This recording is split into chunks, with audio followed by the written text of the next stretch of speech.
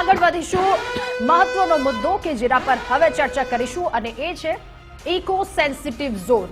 એનો વિરોધ હજુ પણ યથાવત, ત્યારે હવે સવાલ એ થઈ રહ્યો છે કે ઇકો સેન્સિટિવ ઝોન મુદ્દે સરકાર કેટલી સેન્સિટિવ છે।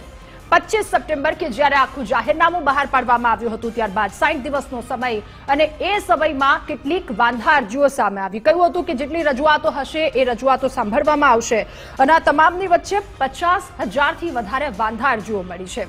ન માત્ર ખેડૂતો, સંગઠનો અને સાથે સાથે રાજકીય દિગ્ગજો, સાંસદ તેઓ પણ આ વખતે મેદાને ઉતર્યા હતા। તેમના દ્વારા પણ કડક અને સખ્ત શબ્દમાં આ વાતનો વિરોધ કરવામાં આવી રહ્યો હતો। ત્યારે હવે એ સમય આવી ચૂક્યો છે, કારણ કે જેટલા દિવસની અવધિ આપવામાં આવી હતી એ દિવસનો સમય પૂર્ણ થયો છે।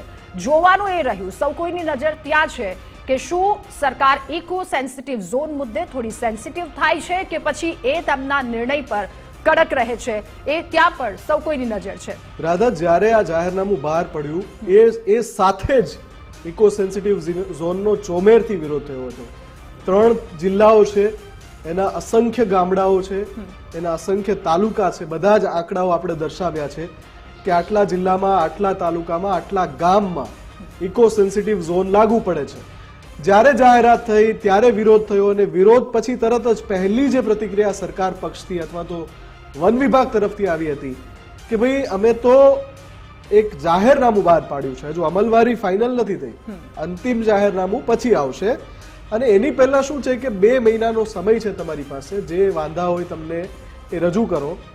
તો એ 2 મહિનાનો સમય, ઘણી બધી રાત્રિ સભાઓ થઈ, ઘણા બધા એવી બેઠકો થઈ, ગામે ગામ લોકો મળ્યા, અલગ અલગ રીતે વિરોધ કર્યો અને જ્યારે આંકડો સામે આવ્યો તો 50,000 મેલ થયા છે।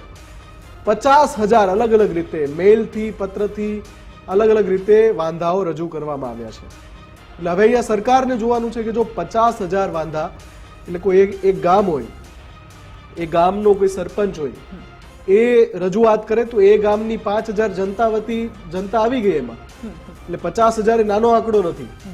જો આટલી મોટી માત્રામાં વિરોધ થઈ રહ્યો છે તો સરકારે ચોક્કસથી આમાં જોવું પડશે, કેમ કે ઇકો સેન્સિટિવ ઝોન તમે દાખલ કરો કે જ્યાં માનવ વસ્તી છે, માત્ર વન્યજીવો નથી રહેતા, 100% એશિયાટિક લાયન છે, આપણું ગૌરવ છે, પણ માણસની જિંદગી અને ગામડાનું જીવન, ગામડું જે આપણો ભારત દેશ જે બન્યો છે, જેના થકી છે, એ ગામડું અત્યંત મહત્વનું છે। એ સરકારે સમજવું પડશે, વન વિભાગે સમજવું પડશે, વન પર્યાવરણ મંત્રાલયે સમજવું પડશે અને મને આશા છે કે આ વાંધા અરજીઓને ધ્યાનમાં લઈને જે નવું જાહેરનામું બહાર આવશે એ પ્રાથમિક જાહેરનામાથી બિલકુલ અલગ હશે। બિલકુલ, અને લોકો ઈચ્છી પણ એવું રહ્યા છે કે એ જાહેરનામાથી થોડું અલગ હશે, લોકોની જે રજૂઆત છે તેના પર હોય તો લોકોના હિતમાં નિર્ણય કહી શકાય।